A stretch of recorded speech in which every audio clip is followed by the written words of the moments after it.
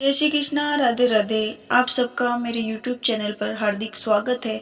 आज मैं आपको 17वें अध्याय की कथा सुनाऊंगी। जिससे पहले आप मेरे चैनल को सब्सक्राइब करें, अगर नहीं किया है तो जरूर करें, और मेरे वीडियो को ज़्यादा से ज़्यादा शेयर करें और बेल आइकन को प्रेस करें ताकि आने वाली वीडियो आप तक पहुंच सके। और कमेंट बॉक्स में जय श्री कृष्णा जरूर लिखें। अब सुनते हैं कथा। अप्सरा कहने लगी, हे राक्षस। और ब्राह्मण कहने लगा कि इंद्र इस प्रकार अपनी अमरावती पुरी को गया, सो हे कल्याणी, तुम भी देवताओं से सेवा किए जाने वाले प्रयाग में माघ मास में स्नान करने से निष्पाप होकर स्वर्ग में जाओगी। सो मैंने उस ब्राह्मण के यह वचन सुनकर उसके पैरों में पड़कर प्रणाम किया और घर में आकर सब भाई बंधु, नौकर चाकर, धन आदि त्याग कर शरीर को नष्ट होने वाली वस्तु समझकर घर से निकली और माघ में गंगा यमुना के संगम पर जाकर स्नान किया। सो हे निशाचर, 3 दिन के स्नान से मेरे सब पाप नष्ट हो गए और 27 दिन के पुण्य से मैं देवता हो गई और पार्वती जी की सखी होकर सुख से निवास करती हूँ। इसीलिए मैं प्रयाग के महात्म्य को याद करके सब देवताओं के सहित माघ में प्रयाग स्नान करती हूँ। सो मैंने अपना यह सब वृतांत तुमसे कहा। तुम भी इस योनि में पड़ने और कुरूप होने का सब कारण कहो। तुम्हारी दाढ़ी और मूछें बहुत बड़ी बड़ी हो गई और पार्वती की गुफा में वास करते हो। निशाचर कहने लगा कि हे भद्रे, सज्जनों ने से गुप्त बात कहने में भी कोई हानि नहीं होती। मुझको अब कोई संशय नहीं रहा कि मेरा उद्धार तुमसे ही होगा। सो मैं अपना सब वृतांत तुमसे कहता हूँ। मैं काशी में वेदों का ज्ञाता था और बड़े उच्च कुल के ब्राह्मण के घर में जन्म लिया था। मैंने राजा, पापी, शूद्र तथा वैश्यों से अनेक प्रकार के दान लिए। मैंने दान लेने में चांडाल को भी नहीं छोड़ा। उस जन्म में भी मैंने कोई भी धर्म नहीं किया। वहीं पर ही मृत्यु को प्राप्त हो गया। तीर्थ स्थान पर मरने के कारण नरक में नहीं गया।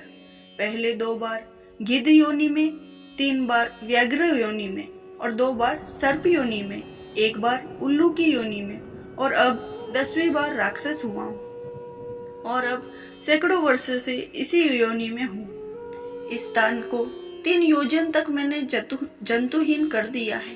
बिना अपराध के बहुत से प्राणियों को मैंने नष्ट किया।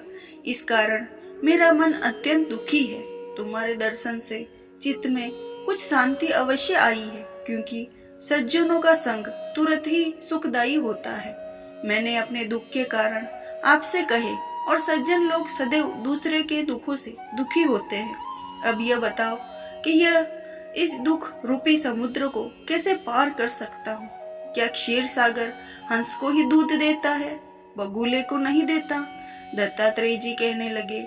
इस प्रकार उसने वचन सुनकर कांचन मालिनी कहने लगी, हे राक्षस, मैं अवश्य तुम्हारा कल्याण करूंगी। मैंने दृढ़ प्रतिज्ञा की है कि तुम्हारी मुक्ति के लिए प्रयत्न करूंगी। मैंने बहुत बार प्रयाग में स्नान किया है। वेद जानने वाले ऋषियों ने दुखी को दान देने की प्रशंसा की है। समुद्र में जल बरसने से क्या लाभ है? प्रयाग में स्नान करने का 1 बार का फल मुझे देती हो, उससे तुमको स्वर्ग की प्राप्ति होगी। उसके फल का अनुभव मैं कर चुकी हूँ। तब उस अप्सरा ने अपने गीले वस्त्र का जल निचोड़कर जल को हाथ में लेकर माघ स्नान के फल को उस राक्षस को अर्पण किया। उसी समय पुण्य प्राप्त वह राक्षसी शरीर छोड़कर तेजमय सूर्य के सुदर्श देवता रूप हो गया। आकाश में विमान पर चढ़कर अपनी कांति से चारों दिशाओं को प्रकाशित करता हुआ शोभायमान हुआ और कहने लगा, ईश्वर ही जानता है तुमने कितना उपकार किया है मुझ पर। अब भी कृपा कुछ शिक्षा दो, जिससे मैं कभी पाप न करूं। अब मैं तुम्हारा आज्ञा पाकर स्वर्ग में जाऊंगा। अब कांचन मालिनी ने कहा कि सदैव धर्म की सेवा करो, काम रूपी शत्रु को जीतो, दूसरों के गुण तथा दोषों का वर्णन मत करो, शिव और वासुदेव का पूजन करो, इस देह का मोह मत करो, पत्नी, पुत्र, धन आदि की ममता त्यागो, सत्य बोलो, वैराग्य भाव धारण कर योगी बनो, मैंने तुमसे ये धर्म के लक्षण कहे, अब तुम देवता रूप होकर शीघ्र ही स्वर्ग जाओगे। दत्तात्रेय जी कहने लगे, इस प्रकार गंधर्वों से शोभित व राक्षस कांचन मालिनी को नमस्कार करके स्वर्ग को गया और देवकन्या ने वहां आकर कांचन मालिनी पर पुष्पों की वर्षा की और प्रेम पूर्वक कहा, हे बद्री, तुमने इस राक्षस का उद्धार किया। इस दुष्ट के डर से कोई भी इस वन में प्रवेश नहीं करता था, अब निडर होकर विचरेंगे। इस प्रकार कांचन मालिनी उस राक्षस का उद्धार करके प्रेम पूर्वक देवकन्याओं से क्रीड़ा करते हुए शिवलोक को गई।